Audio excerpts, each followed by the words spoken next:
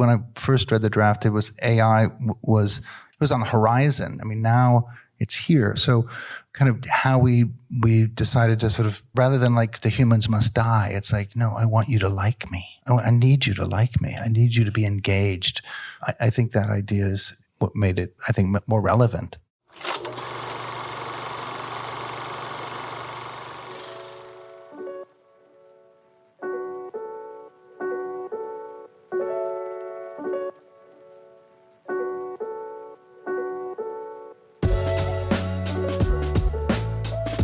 Hello, and welcome back to The Director's Cut, brought to you by the Directors Guild of America.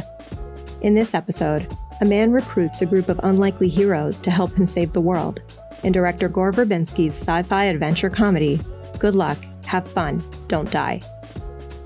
The film follows a man, allegedly from the future, who arrives at a Los Angeles diner and takes the patrons hostage. Claiming they are the precise combination of strangers he needs, he convinces them to join a quest to save the world from a rogue artificial intelligence. In addition to Good Luck, Have Fun, Don't Die, Verbinski's other directorial credits include the feature films A Cure for Wellness, The Lone Ranger, Rango, Mouse Hunt, and the Pirates of the Caribbean trilogy, The Curse of the Black Pearl, Dead Man's Chest, and At World's End. Following a screening of the film at the DGA Theater in Los Angeles, Verbinski spoke with director Sacha Gervasi about filming Good Luck, Have Fun, Don't Die. Listen on for their spoiler-filled conversation.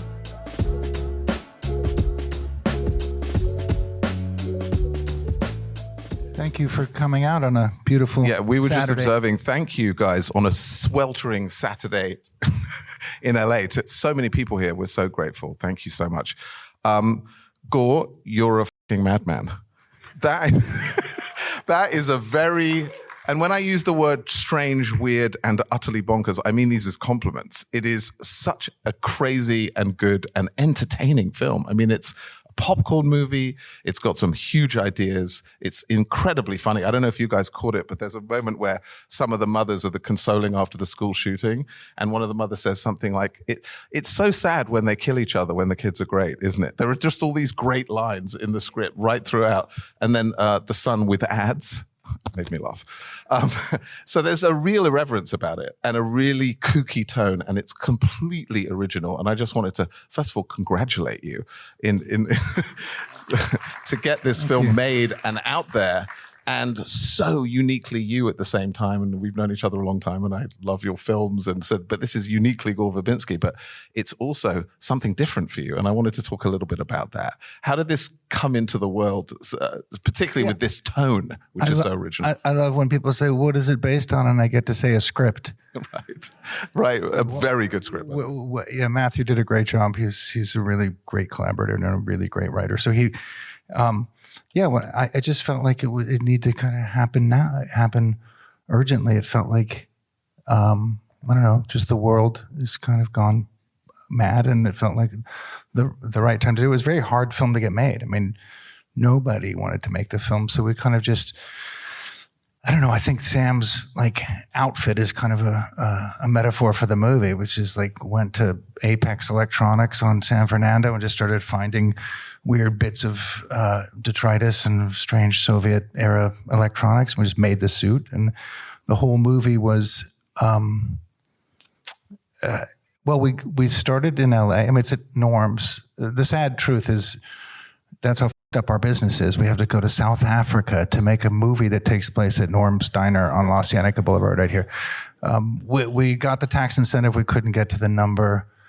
We went to Vancouver. We chased that for a while. Winnipeg. We were going to shoot it in Winnipeg in the winter. We just had a kind of like, we're making it. We're not asking for permission. We're just going to go make it. And still couldn't get to, the number we needed to get to. And so we ended up, in South Africa, they have great crews, but I don't know. I mean, other than Jimmy Whitaker, who's been fantastic, a cinematographer who I worked with on a Crystal Method video 100 years ago. There's nobody I really worked on, Jeff Zanelli and Craig Wood, exceptions. But, you get off a plane and you're like, hi, nice to meet you. Let's go. Let's go. And it's different. You have to be, I think you have to kind of create a different energy level than when you're working with like your crew that you've worked with on 10 movies. But again, I just wanted to say like how incredibly amazing to pull off something so unique with such a distinctive tone with scale. I mean, because even though, you know, you obviously shot in South Africa or whatever, I mean, the film is impeccably made. I mean, it's impeccably made, as all your films are. And to achieve that, I think, you know, you're speaking to the challenges in this environment. Do you want to talk a little bit about, you know, that you obviously, you know, no one, of course, wants to make an original film that's good. Of course, no one wants to do that anymore, right? And I know many of us are struggling with our own movies. Trying to do something exciting and different and original is really hard these days. So how did you surmount that, and how did it come together in the end? Were you kind of asked to, well, Gore, can you tell us about the tone? Because we don't really understand. Like, can you take us through a little bit of that process? Well, yeah, I mean, I read the script in 2020. It had been kicking around since like 2017. I mean, we had conversations like, you need to put one of the 5 Chris's in it, and you need to get rid of the school shooting, and you need, like, it was, you know, and you still probably weren't going to get it made. Like it was, so just kind of, you know, Denise Chamian, our casting director, just put out a casting call. We didn't have a studio at that time. We kind of, you know, got to put together, I mean, Sam and I had been talking about doing a movie together for a long time. And so after Matthew and I worked on the script for about 2 years, we sent it to Sam, got Sam, and then met with the cast, and we put the cast together. And then we still couldn't find it. We finally sent it to Constantine, who were really great. They stepped up, but they were great. And then later Briarcliff domestically. But it was, you just kind of, you know, had to figure out a way to make the movie. And it's I don't know. There was a movie that I always look to as an inspiration, which is Alex Cox's Repo Man. I don't know if anybody remembers that movie. It came out like 1984, but it felt like, you know, every time this movie went down, I would just like watch that movie and go, they just made it. They didn't, you know, ask for permission. They didn't go through. It didn't feel like it was, you know, homogenized in any way. Well, I mean, that's the thing. It felt completely uncompromised, completely uniquely, you know, this brilliant script, and your vision and the collaboration between you guys obviously works so well. But I mean, it's so impossible to get this type of stuff done. And I think what we're looking for is any grains of wisdom or inspiration when we are told it's too original, you don't have one of the 5 Chris's or whatever. What were the things that you may be able to pass on, or just at least share in terms of, was it just blind luck, or was it just complete commitment? Because I knew you're passionate about this film. You were like absolutely refused to not let this film happen. You were just like, it's this or I will die. You know, that kind of attitude. That is that the only thing that it took, or can you speak to some of those other things? Yeah, I think you do that on every movie. I think there's, you know, you open a vein. I mean, I don't think there's anybody here in the DJ who doesn't know that you leave it all on the field every time. I just think when the resources are that minimal, you're sort of bordering on making it with sock puppets. You know, you're just like, it doesn't matter. And you partially did in some of the finale. But what was great also was I think you finally got the truth on film that I've waited for a long time, that teenagers and cats are evil. I think we can all agree. It was good to see that in the finale. But most importantly, I just want to say about your cast, Rockwell is in peak form in this movie. How good is Sam Rockwell? Yeah. And all of your actors. And the lady playing Ingrid was fantastic as well. Haley Lu. Actress, isn't it? She's phenomenal. And Juno and Zazie and Michael. Just really, and Asim. Great people, great humans, great at doing their job, which is sort of, here's this circle and you have to make it honest. You know, so, and as a director, you have different, you know, you have to kind of change your process sometimes because of an actor's process. And I think it's good that you mentioned the process, because I'd love to get a little bit into, this is such a visual film, and you're known for obviously spectacular effects and the visual dynamic and the scale. In terms of rehearsing with your actors, or how did that work in terms of what was your focus on the set? Because I know there were so many technical things you had to do. How did you balance all of that out? Yeah, I think the opening monologue was probably the biggest challenge. I think just, you don't normally pick up a script and there's an 11-page opening monologue to start your movie. I think that sort of scared the crap out of me. And so that's probably the one I recorded a radio play and then edited it and then re-recorded and then recorded with Sam and then, blocked it out on a stage and kind of taped it off and worked out the choreography, almost like a musical number. I mean, really trying to make, because I think what Sam's asking the patrons of Norms is sort of what we're asking the audience. Are you going to buy into this at the end of that sequence? Are you along for the ride? Do you trust him? And there's something about when you work with somebody like Sam, sometimes there are films where that sort of Kubrickian frame is really the shot construct and the language of shots and how you're sort of using that as a language. And other times you're kind of more in the Hal Ashby or Sidney Lumet. I think of Dog Day as a great like those are the worst bank robbers ever, but we follow them through that entire movie because I think Sonny's want and that needs the money for Leon's surgery. I think that we worked a lot with Sam and I worked a lot on like when you have that sort of picaresque or rogue protagonist, if you don't have a true want, you have a kazoo and not a lobster phone. You don't. I think absurdity and farce are like this far apart if you don't have that moment. And I think even like Jack Sparrow and that first Pirates movie, you could stop at any moment and it's like he just wants his ship, and I think as long as you have that, you can then, you can sell out your crew, you can betray anybody, but you're not betraying that, initial thing. And I think that was sort of, we talked a lot about that. But this film was a risk as well, because of the tone is so, that moment where it's announced, oh, we have to leave because there's a school shooting. I felt a shiver through the audience, like, where are we going?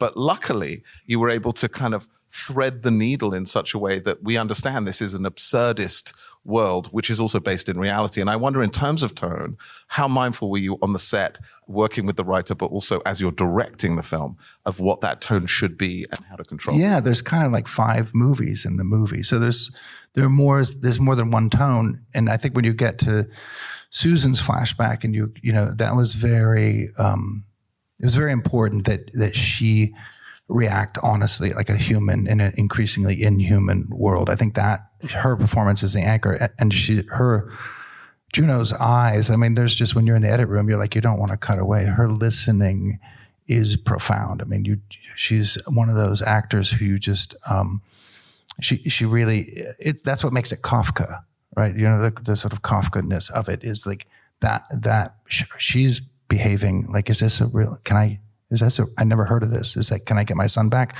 I think that's sort of critical.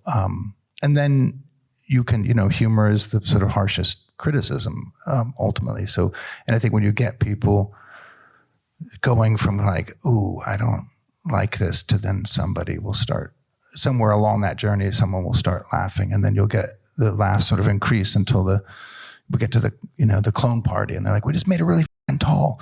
Like, I think that strange feeling like we shouldn't be laughing at this, but we are laughing when you kind of have people have a door in their forehead that's locked, and when they laugh, it opens a crack and you can kind of get in there. But I really felt there was an element of Ionesco. There was some absurd farce in this movie. There was obviously, I could feel, a little bit of everything everywhere all at once, a little bit of Shaun of the Dead, all these amazing things. What were the touchstones for you in terms of reference films, or as you prepared to direct, what were you doing creatively? What were you watching, or weren't you? Were you letting it be its own thing? Yeah, I don't really like try. I mean, obviously there's all those Sergio Leone movies when you're doing there's Joseph Losey. There's a billion references, but I think for this movie, it was mostly, like I said, it was Dog Day Afternoon, and just keeping a little bit of a performance based, not getting hung up on the shot construct, even having a plan, but like the difference between discovery and intention, and kind of those two cylinders, and really kind of backing up and going, this is he's never going to do the same thing twice. We don't want to box him into that frame. And then as the movie sort of progresses, you kind of, if Dog Day is a sort of target and kind of going, okay, well, what would Sydney do in those situations? And you don't, those frames in that movie are not like, there's a pot in the, I can't see, you're like, they're not really nailed. It doesn't matter. It's really about the performance. And then as the movie progresses, sort of on the other side is something like Akira, which I think is,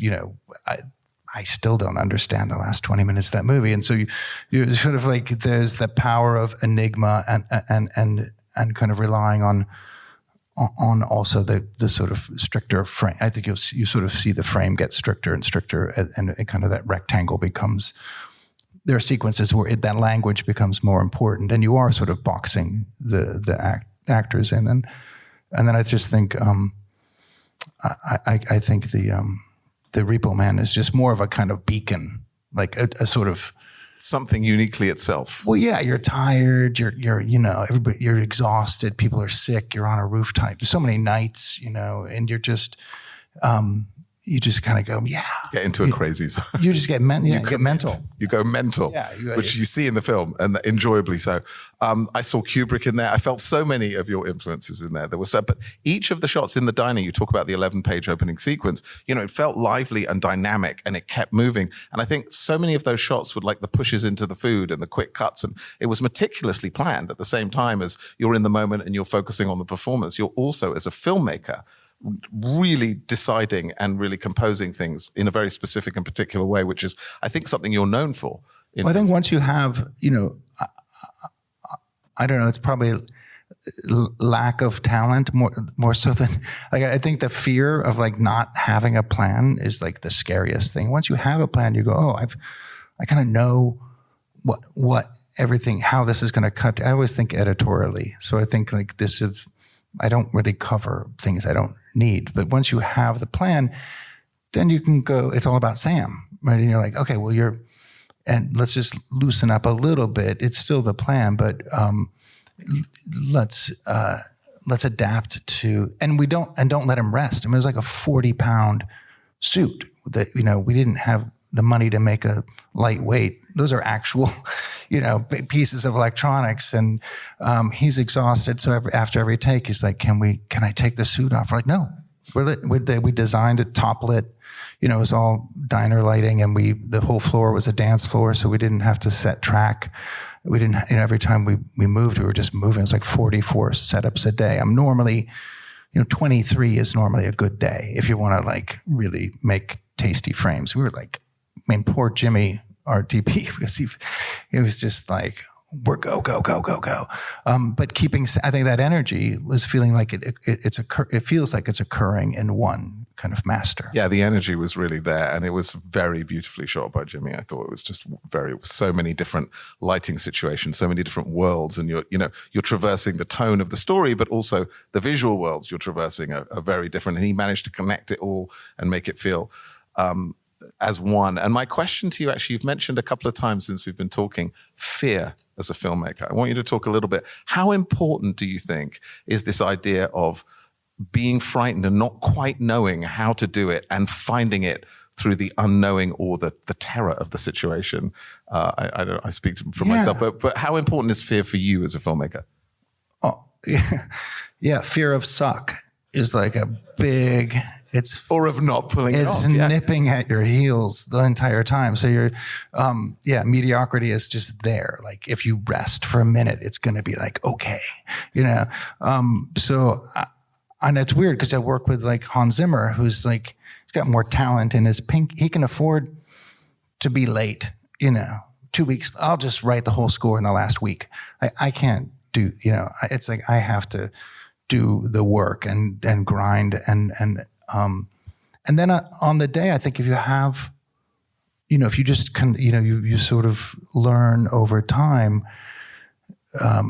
without intention, you have nothing, but like too much intention and you miss a gift along the way. So kind of getting your, kind of feeling comfortable on the day because you did all the prep, and then you're kind of colliding actors and situations and together with a kind of, I know we got this. Now, what are the gifts that what if we, what kind of performance energy can we create by f***ing with actors, basically?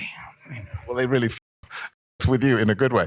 But in terms of the fear, do you know if you're feeling like, oh my God, that you're on the right path, that something interesting could happen, that you're testing yourself, that you're pushing through the boundaries? Is it a good sign to you, or something that how would you say you deal with it? Yeah, it's kind of knowing it's going to be good if you get the basics. You kind of have a plan where you're like, okay, if I just get, if the juice isn't there, like, we're okay. And then that sort of liberates you to kind of like, well, no, let's you're constantly trying things. But you're really putting yourself out there, because I know that there are so many effects and the shots were so complex there were so many elements that had to be dynamic to work with the performance and that stuff. And isn't it true that you don't really know that it'll work until it does or it doesn't work when everything is together? Or did you have a sense this is going to be okay no matter what? Yeah, I mean, I think that. I think kind of partly going, it was the movie that was never supposed to get made, is liberating in a way, because you're basically like, look what we get to do. And it doesn't, you're not going in saying this is a 4-quadrant movie with, the Disney's fourth quarter earnings are at stake. And if you fuck it up, like and even then I think you have to keep that same energy. You have to keep that same attitude. We actually met back in the DreamWorks days, And I remember Steven Spielberg telling a story about E.T. that he made kind of on the side and quietly. And he would say to his editor, Carol Littleton, who I also happened to work with, he did not believe the puppet would work until they put it in front of a preview audience. And he was so paranoid, like, if they don't believe in this thing.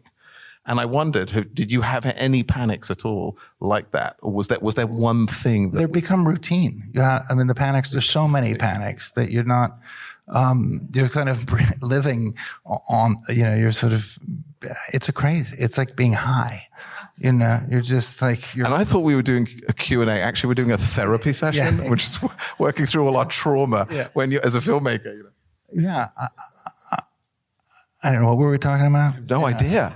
But we were talking about the process of what it's like being inside of a filmmaker when you're on a set you're the conductor of an orchestra, and you've got 63 things that you've got to keep in your mind. And you have to keep maybe the single idea of the film, whether it's the theme or the story or whatever, as well. And you're balancing. Well, it's like leading a bunch of strangers, you're leading strangers through a jungle. You're like, we're going this way. And you've got your machete, and I think if you stop and go, hold on, where are we? Let's back up. How about this way? They get 2 or 3 of those, and then the crew's going to be like, this guy, right? So I think but I think knowing that the task is impossible, you don't have time to change direction. You're just like, you're moving, so quickly through, just to get what you need. I do think spending time in the edit room is so important for filmmakers. I think the first film I made was probably 40 minutes on the floor, and the second one like 30, and then 20. You just get better at like, I don't need that, or it comes like it's experience. Yeah, you start to go, yeah, I don't. We're going to play the first half of the scene on a phone ringing. And not even shoot that. And I know that in we've all had things where the studio head is like saying, like, I remember on the first Pirates movie, there was a problem with Johnny Depp and his accent as far as Disney concerned, right? Do you remember that, getting through that episode? Because there are going to be idiots who say stupid shit and they don't know. Yeah, but they're not going to be there in they're not the next. Be there in 18 months. Yeah, which is. I mean, that's whoever. It's just a chair. But it's also like the pressure on you to kind of like live up to all. It feels like on this film there was more freedom and there was less of that, right? Because you were able to do it independently. Well, yeah. I mean, I think that look, when we were making that pirate movie at Disney, we got all those calls like, what is he doing? You got to get him to stop doing that. And then that's not scary, right? If you're making them nervous, you're doing your job. It's like when they go, let's have 2 more and just keep doing that thing. We love it. Just keep doing it. Then you're like, oh, what? That's where it's like, wait, we're not making them nervous anymore. Like, this is bad. Yeah. They need to be freaking out about Johnny. So you got to try to, I don't know whatever the budget is. I do think you have to try to be at that place where the wheels could come off at any moment. Like, I think that's kind of where you want to be. Absolutely. So looking at this film now, how is it for you seeing this film with an audience now? Obviously I know it's been very warmly received. I actually spoke to two friends of mine in England who are huge fans of this film, absolute obsessive fans of this film. So this morning, and it's just come out there, but can you tell me a little bit about, how it feels and how you're feeling about, having been through all these experiences? It feels good. It feels really good. We didn't get into Cannes or Toronto, and we got into Fantastic Fest in Austin, Texas, which is just the best film festival ever. And then we got into Beyond Fest, and like I think when you make a movie like this, you got to find the core, audience. Yeah, you find your core, and they are. They're just special people. They're really special. They're just like everybody who made the movie. Right. It's like, come join the crew. You're basically the same. So I think that, if you can make a movie small enough and you can kind of go after that, they have an after party and they're like, literally, you can put on a metal helmet and a guy can hit you in the head with a sword, like over and over again. Yeah. I mean, these are proper lunatics. Yeah. And this is a film about lunatics, made by a lunatic possibly, but anything with Fest in, it was good with Fest. Do you want to talk just a little bit about, I was thinking also because your background, originally you made these, incredible commercials, back in the day. As you look at this film now and you think about all the years and all the films you've made, how integral and important do you think the experience of making commercials was? Or was it a complete, I know it's a different discipline, but did it help in any way? Well, so I went to UCLA Film School. As did I. And they didn't teach me about a camera at all, but they taught me like the brain, like how, like subtext, and we studied movies and a great writing program and all that. So for me, going and making music videos and commercials was like, I need to learn the technical side of this thing. I have the other side that, but I can't use it because they're totally different animals, but yet some of those skills then carry over once you're. Yeah, I think commercials were always a means to an end. I mean, it was just like you wanted to get behind a camera and shoot something. And we used to have these, design film, you'd make like design, little 30-second design films, and they were super masturbatory back in film school, but then you're like, oh, now it's got a Snickers bar in it or something, or tennis shoes, but you're basically still trying to develop that language of shot construct. So I won't say what's next for you, Gore Verbinski, but the idea being that sabbatical. You're going to semi-retire from the school, part-time teacher. No, but seriously, what is the thing that drives you now? Because you've made all these incredibly successful, seminal films in many cases, and you've achieved so many things. What is the thing that you think will be the fire that drives you forward? Like, do you know yet, or is it just as you're on sabbatical, you're figuring it out, or how does it work for you, the process?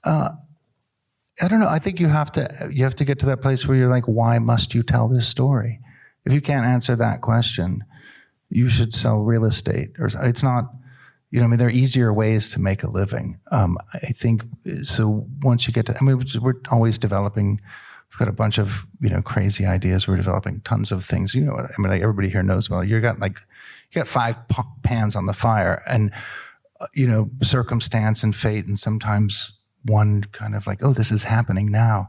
But I think you just, the worst thing in the world, I think, would be to get on a movie and you're like day 40 of 70 and you're like, I don't know why I'm doing this. Right. Like that's the thing. I think you wake up in a cold sweat, and you just never want to be in that situation. So you want to make sure that it's the story you're responding to, and you have to tell it.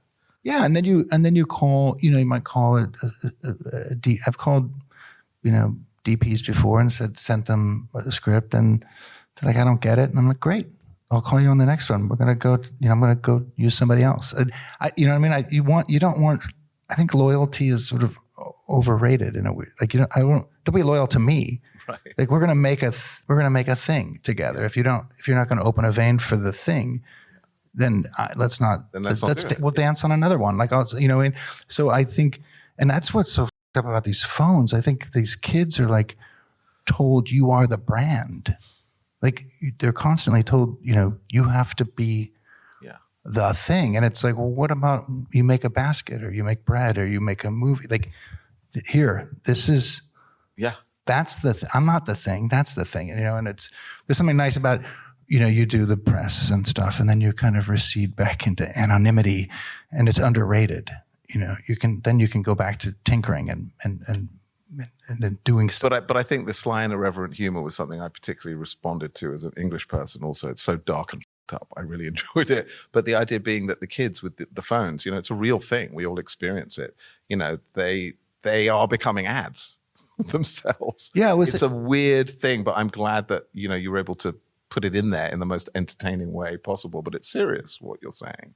Yeah, I think that, and also when I first read the draft, it was AI was, I think for Matthew, it was like he wrote it in 2017. It was on the horizon. I mean, now it's here. So kind of how we decided to sort of take the villain from, I just think, you know, rather than like the humans must die, it's like, no, I want you to like me. It's much darker. I need you to like me. I need you to be engaged. I think that idea is, you know, sort of what made it, I think, more relevant. Relevant and also fantastically entertaining. What an absolutely fun and brilliant movie. We're going to draw this to a close. Please, ladies and gentlemen. Thank you guys for coming. Thank you so much. Thanks for listening to another DGA Q&A. The Director's Cut is available wherever you listen to podcasts. And please share, subscribe, rate, and review. We'd love to hear your feedback, and you can help fellow film buffs find the show. Thanks again for listening, and we'll see you next time. This podcast is produced by the Directors Guild of America.